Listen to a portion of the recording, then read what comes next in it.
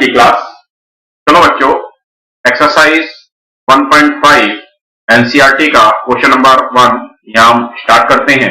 Classify the following numbers as rational और irrational. तो आपको यहाँ ये बताना है कि जो आपको गिवन नंबर्स हैं ये रैशनल हैं या इरेशनल हैं। ठीक है, तो फर्स्ट है आपके पास 2 माइनस रूट 5। तो हम पढ़ चुके हैं रैशनल प्लस इरेशनल और रैशनल माइनस इरेशनल हमेशा क्या आता है? इरेशनल आता है। इट मींस फर्स्ट पार्ट का आंसर क्या होगा? इरेशनल। ठीक है, तो ये इरेशनल नंबर होगा फर्स्ट। फिर second 3 plus root 23 minus root 23। तो अभी ब्रैकेट के अंदर तो ये इरेशनल लिखा हुआ है और माइनस इरेशनल लिखा हुआ है। ठीक है, तो इरेशनल प्लस इरेशनल और irrational minus irrational could be rational और इरेशनल, ये हम पढ़ चुके हैं, है ना। इरेशनल प्लस इरेशनल और irrational minus irrational could be rational और इरेशनल, दोनों हो सकता है। तो 3 plus root 23 minus root 23, root 23 से रूट 23 माइनस होकर 0 हो जाएगा और 3 प्लस 0 कितना आ जाएगा? 3 आ जाएगा गाइस। इट मीन्स 3 क्या है? रैशनल है। तो आपका क्वेश्चन नंबर सेकंड का आंसर क्या हुआ? रैशनल। फिर थर्ड में आप डिवाइड कर रहे हैं इरेशनल को इरेशनल से, तो ये भी डिवाइड में भी irrational divided by rational, rational भी हो सकता है और इरेशनल भी हो सकता है। ठीक है, तो यहां जब आपका 2 रूट 7 अपॉन 7 रूट 7 है तो 7 रूट 7 से 7 रूट 7 डिवाइड होकर 1 देगा और 2/7 इंटू 1, 2/7 इंटू 1 क्या आएगा? 2/7 आएगा। और 2/7 क्या है? क्योंकि ऊपर वाला पार्ट भी रैशनल है, नीचे वाला पार्ट भी रैशनल है ना, और ये 0 के इक्वल भी नहीं है, तो 2/7 एक रैशनल नंबर है। इट मींस इसका आंसर भी क्या आएगा? रैशनल आएगा थर्ड का। फिर फोर्थ पार्ट 1/√2। अब 1/√2 तो क्लियर नजर आ रहा है इरेशनल ही है, इसको हम रैशनल में कन्वर्ट नहीं कर सकते हैं, इसको रैशनलाइज जरूर कर सकते हैं। तो रैशनलाइज करने के लिए आप 1/√2 को मल्टीप्लाई करोगे √2/√2 से ना, रैशनलाइज करना हमने सीखा है। तो फिर ये √2/2 आ जाएगा। तो क्या है? तब भी ये इरेशनल ही रहेगा, √2 का हाफ है ये। ठीक है, लेकिन इसका करने की भी जरूरत नहीं थी। अगर आपको मार्क करना है तो ये तो हम देख ही पा रहे हैं कि 1/√2 क्या आएगा? इरेशनल ही आएगा, इसको हम रैशनल में कन्वर्ट नहीं कर पाएंगे। 2π मल्टीप्लाई रैशनल इंटू इरेशनल क्या आता है? इरेशनल आता है। ठीक है, इसलिए 2π क्या होगा? इरेशनल होगा, क्योंकि पाई इरेशनल है। ठीक है, इसी तरह से रैशनल अपॉन इरेशनल भी हमेशा इरेशनल आता है, या इरेशनल अपॉन रैशनल भी क्या आता है? इरेशनल। तो यहां से भी सीधे कर सकते थे। ठीक है, आई होप क्वेश्चन नंबर 1 आपको क्लियर है। चलिए चलते हैं नेक्स्ट क्वेश्चन पर। बच्चों, क्वेश्चन नंबर 2 का first part 3 plus root 3 into 2 plus root 2, 3 plus square root 3 एक ब्रैकेट में इंटू 2 प्लस स्क्वायर रूट 2, बीच में कोई साइन नहीं है, इसका मतलब क्या होता है? मल्टीप्लाई। ये हम आपको पहले ही बता चुके हैं। अब यहां आपको दो ब्रैकेट्स को मल्टीप्लाई करना है। ठीक है, बेसिकली ये आप पढ़ चुके हो प्रॉपर्टी भी। ठीक है, मल्टीप्लाई तो करना ही होगा। तो यहां पर 3 इंटू 2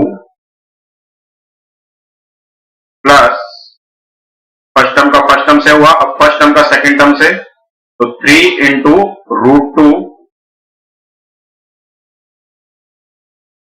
ठीक है, प्लस क्यों आया? क्योंकि ये भी प्लस है और ये भी प्लस है।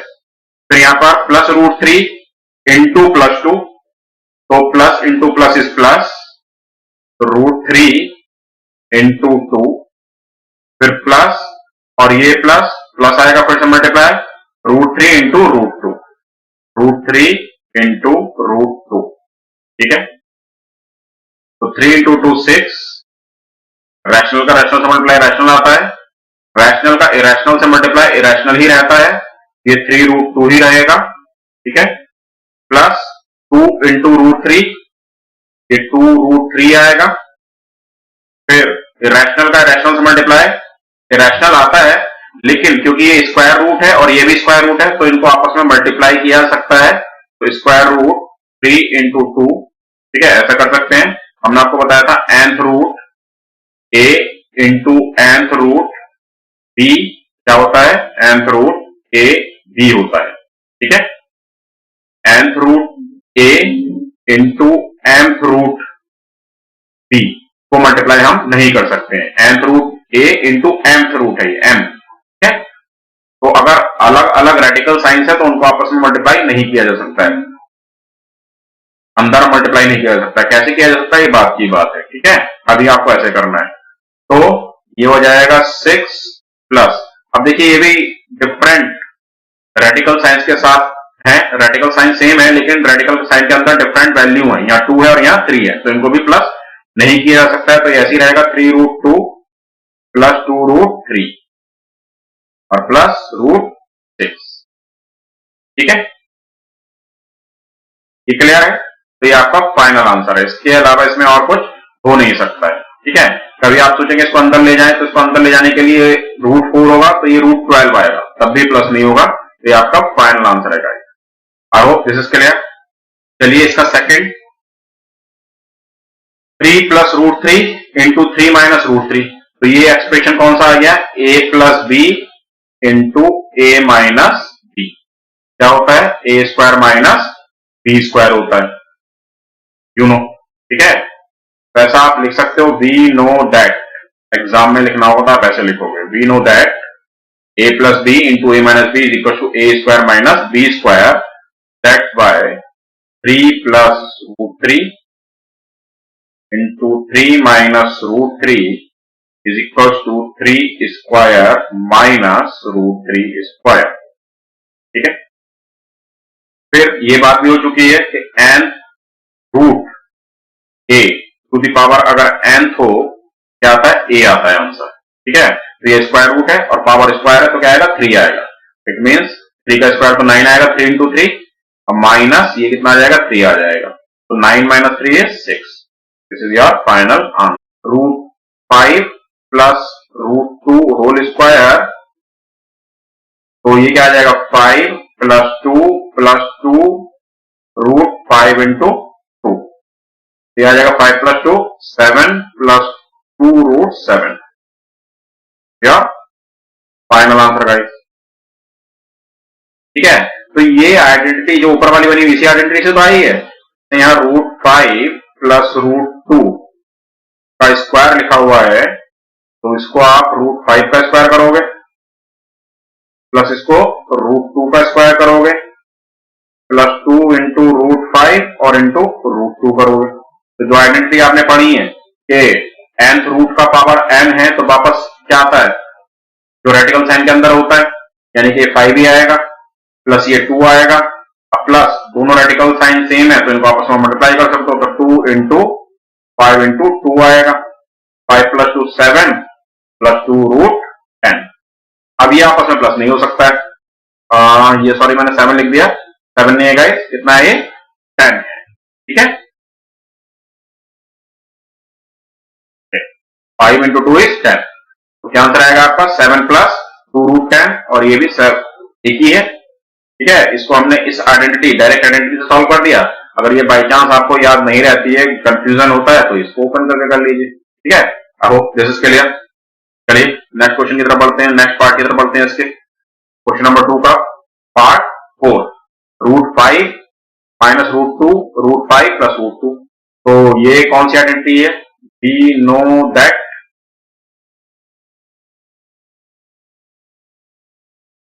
√a प्लस √b और √a माइनस √b क्या आता है, a माइनस b, ठीक है, या a प्लस b और a minus b is equal to a square minus b square, इसी का भी यूज करके आंसर आ जाएगा। तो इसको यूज करते हुए तो सीधे आंसर क्या आएगा,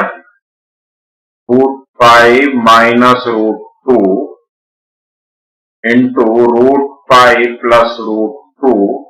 अब इसके सामने ये लिखेंगे, वी नो दैट, फिर इसको लगाएंगे, ये आ जाएगा 5 माइनस 2, क्या आ जाएगा, ये आपका ये फाइनल आंसर आ जाएगा। ठीक है, और अगर इसको यूज करना चाहते हैं तो √5 माइनस √2 का स्क्वायर और इसका स्क्वायर, √5 का स्क्वायर 5 आएगा, √2 का स्क्वायर 2 आएगा, तो 5 माइनस 2 3 आपका फाइनल आंसर आएगा guys. I hope this is clear.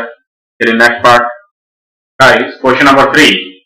Recall pi is defined as the ratio of circumference say C of a circle to its diameter set D, that is pi is equal to C upon D.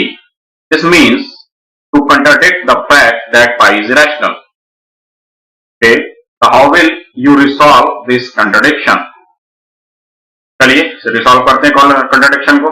Solution देखो guys, जब भी हम किसी line का measurement लेते हैं, ठीक है, अब मान लीजिए इस लाइन का मेजरमेंट आपने लिया, कोई एक लाइन ड्रॉ किया और उसका मेजरमेंट लिया, तो उसका मेजरमेंट आप अप्रोक्सीमेटली ले पाएंगे, एग्जैक्ट मेजरमेंट नहीं आएगा। ठीक है, कोई एक लाइन ड्रॉ कर दिया, अब आपने इसके ऊपर स्केल रखा, इसके ऊपर स्केल रखा, तो देखेंगे कि 5.5 के थोड़ा सा आसपास आ रहा है, थोड़ा सा पहले या थोड़ा सा ज्यादा है, तो मान लिया चलो 5.1, लेकिन 0.1 से थोड़ा सा पहले है। ठीक है, तो 0.05 समथिंग। ठीक है, अब उसमें भी थोड़ा सा आगे या पीछे हो सकता है, तो 4 ले लिया, ये समथिंग, ऐसे कुछ ना कुछ, क्योंकि आप देखेंगे जो भी 2 पॉइंट्स ही आ रहे हैं, इनके बीच में जो पॉइंट्स आप लेंगे, ये 1/10 पार्ट आ रहा होगा इसका, या 1/5 पार्ट आ रहा होगा इसका। ठीक है, अब इसके लिए भी इसका भी 1/10 पार्ट हो सकता है।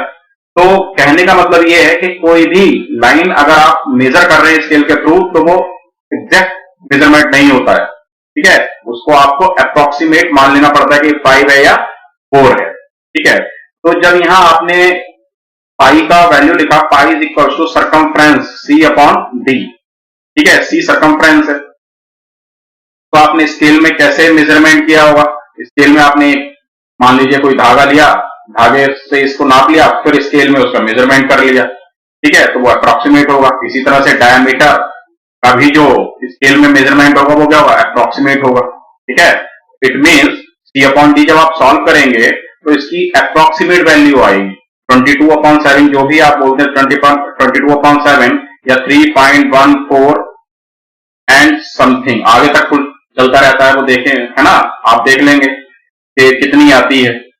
तो इसकी हमें अप्रोक्सीमेट वैल्यू मिलती है जब इसको हम सॉल्व करते हैं। ठीक है, मतलब non terminating, non recurring, terminate भी नहीं हो रही है, रिकरिंग भी नहीं हो रही है, तो पाई क्या है, इरेशनल है। ठीक है, तो कोई कंट्राडिक्शन ही नहीं है इस बात में कि ये इरेशनल है। ठीक, तो लिखना क्या है, लिखने के लिए देख लेते हैं। देखिए, there is no contradiction because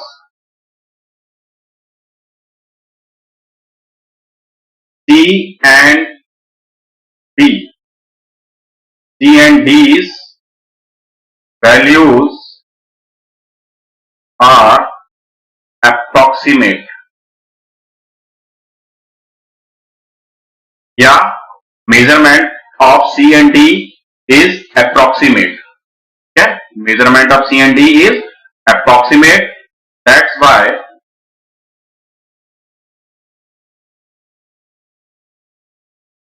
value of pi is also approximate value.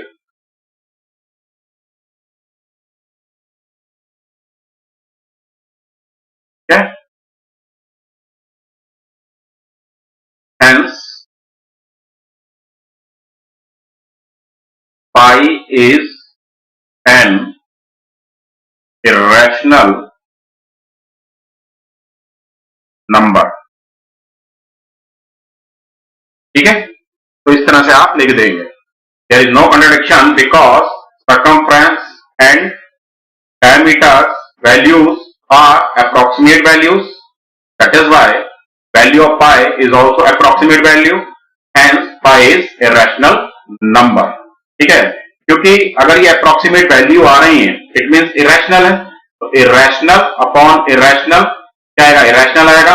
अब मान लीजिए एक मेजरमेंट आपका ठीक भी आ गया है ना, करेक्ट भी ले लिया, तो irrational upon rational भी क्या आता है, irrational आता है, या rational upon irrational भी क्या आता है, irrational आता है। तो ये भी हम रीजन दे सकते हैं, लेकिन आप इतना रीजन दे दीजिए दैट इज एनफ। ठीक है, इससे आपको मार्क्स मिल जाएंगे आपके एग्जाम में। ठीक है, लैंग्वेज को आप बदल सकते हो, मेन पॉइंट जरूर लिख दीजिए जिससे एग्जामिनर को समझ में आए कि आप क्या बताना चाह रहे हैं। ठीक है, चलिए नेक्स्ट क्वेश्चन की तरफ बढ़ते हैं। चलिए गाइस, क्वेश्चन नंबर 4 करते हैं। Represent root 9.3 on the number line. तो ये हम आपको पहले थ्योरी में भी समझा चुके हैं, एग्जांपल्स भी करा चुके हैं। ठीक है, आप लोगों ने ट्राई भी किया होगा घर पर। चलिए अभी मुझे यहाँ सॉल्व करना है, तो करते हैं। तो यहाँ स्टेप 1 क्या था गाइस हमारा, draw line equal to 9.3 units from a fixed point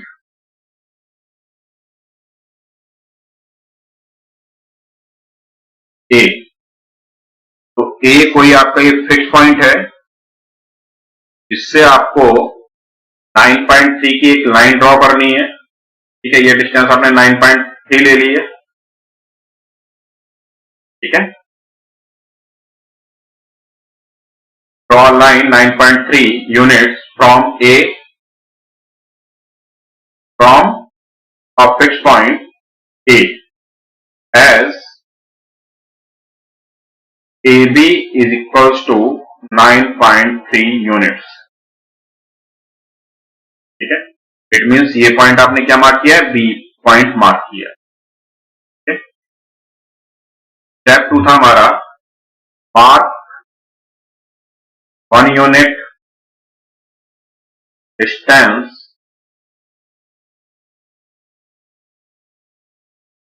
from B, okay,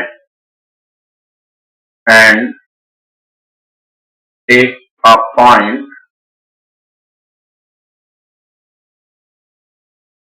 C। तो B से 1 यूनिट डिस्टेंस आपको मार्क करनी है कंपास में लेकर, है ना। 1 यूनिट ले लीजिए, उसको कंपास में लेकर मार्क कर दीजिए और उसको as a point C mark कर दीजिए। तो ये यहां से आपको 1 यूनिट डिस्टेंस, चलिए डिफरेंट कलर हम यूज कर लेते हैं, ये आपने मार्क कर दिया एज अ C। ठीक है, फिर थर्ड स्टेप क्या था, स्टेप 3 में आपको करना था मिड पॉइंट। ठीक है, mark mid point of AC as O। तो AC का मिड पॉइंट आपको मार्क करना था एज O। और मिड पॉइंट कैसे निकालते हैं मैंने आपको बताया था, A से कंपास में डिस्टेंस लीजिए, वो half more than AC, AC से के हाफ से ज्यादा, है ना। AC का हाफ देख लीजिए कहीं यहां आएगा, उससे ज्यादा डिस्टेंस मार्क कीजिए। फिर A को एज अ सेंटर लेकर एक आर्क लगाइए इस तरफ एक साइड में, और A को एज अ सेंटर लेकर दूसरे साइड में एक आर्क लगाइए। इसी तरह से C को एज अ सेंटर लेकर एक आर्क लगाइए और यहां भी एक आर्क लगाइए। तो यहां जो इन दोनों इंटरसेक्शन पॉइंट को जो लाइन ज्वाइन करेगी, तो वो लाइन को AC को मिड पॉइंट पर कट कर रही होगी। जब आप कंपास से और स्केल से करेंगे तो आपके एग्जैक्ट आएंगे। ठीक है, क्लियर है। फिर स्टेप 4 क्या था हमारा, स्टेप 4 था ड्रॉ अ सेमी सर्कल,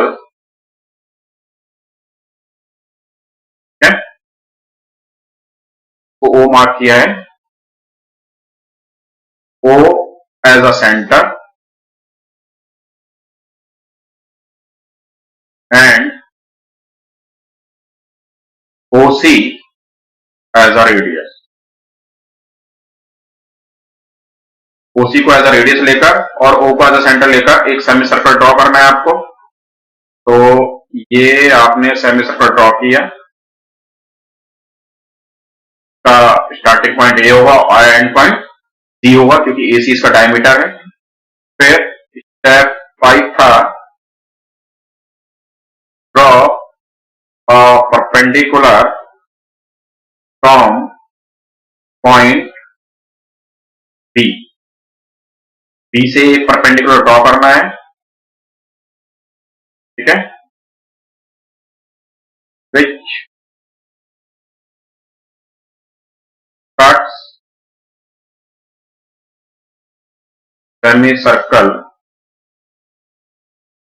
या intersect semi circle eight point D। तो सपोज ये D पर इसको इंटरसेक्ट कर रहा है, ठीक है। तो ये जो BD डिस्टेंस आया है आपका BD, then BD is equal to square root of 9.3। तो BD आपका क्या है, स्क्वायर रूट ऑफ 9.3 है, ठीक है।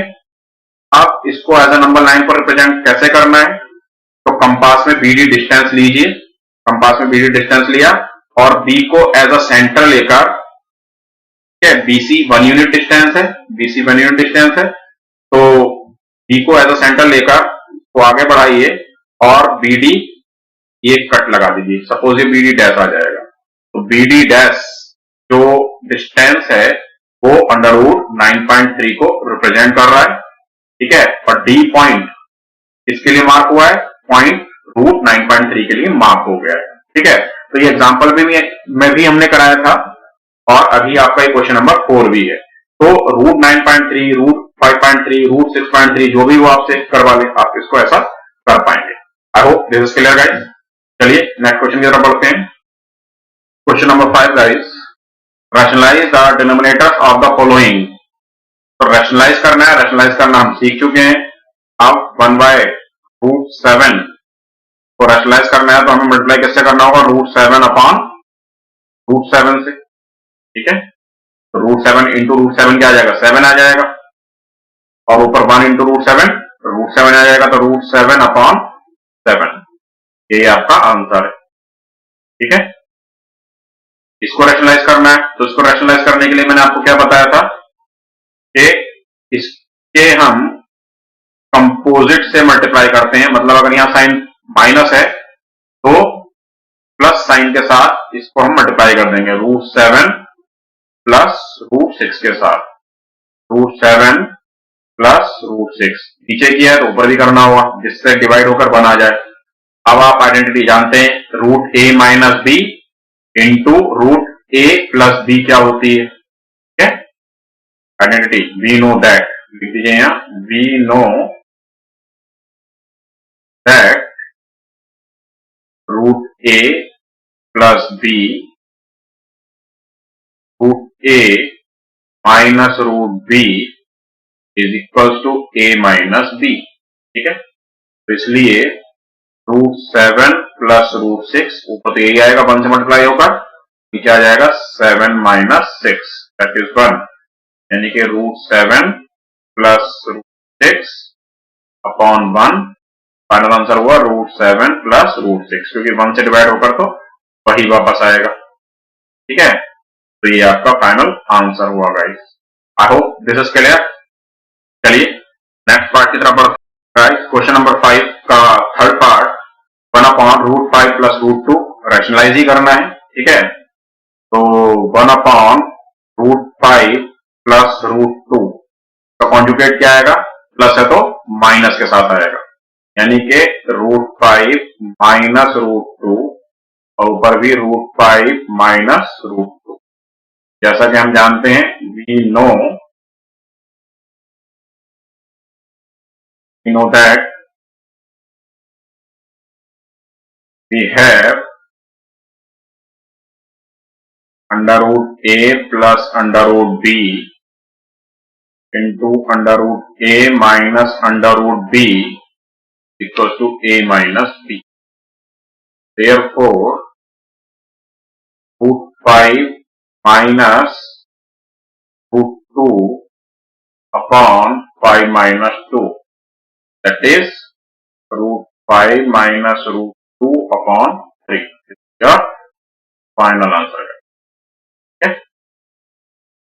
नेक्स्ट क्वेश्चन नंबर पार्ट 4 में है आपके पास 1 upon root 7 minus 2, it is multiply by, इसके कॉन्जुगेट से मल्टीप्लाई करेंगे, root 7 plus 2 upon root 7 minus 2. ठीक है, तो ऊपर 1 into root 7 plus 2, root 7 plus 2 ही रहेगा, और नीचे तो ये आइडेंटिटी आप लिख ही लेंगे. अब तब ये जो लैंग्वेज लिखना है तो अपॉन क्या आ जाएगा, रूट 7 का स्क्वायर 7 और माइनस 2 का यहाँ पर स्क्वायर आएगा गाइस. ठीक है, यहाँ अंडर रूट नहीं है, तो ये कितना हो जाएगा, root 7 plus 2 upon 7 minus 4, 2 square is 4, root 7 plus 2 upon 3.